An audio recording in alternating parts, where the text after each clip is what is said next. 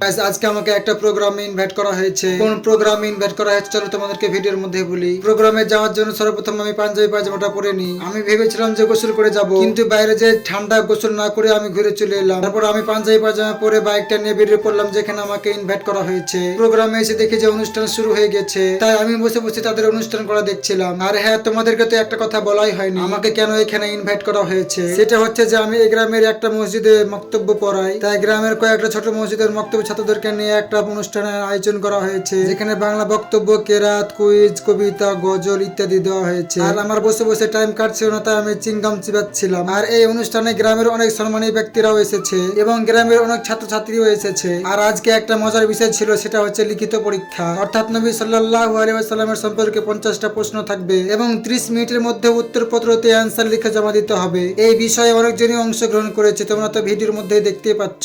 আর তাদের এই অনুষ্ঠান দেখতে দেখতে আমারও অনেক খিদা লেগে গিয়েছে, তাই আমি এসে পড়েছি খাবার গিলতে। মেনুতে ছিল বিরিয়ানি এবং পোল্ট্রির মাংস।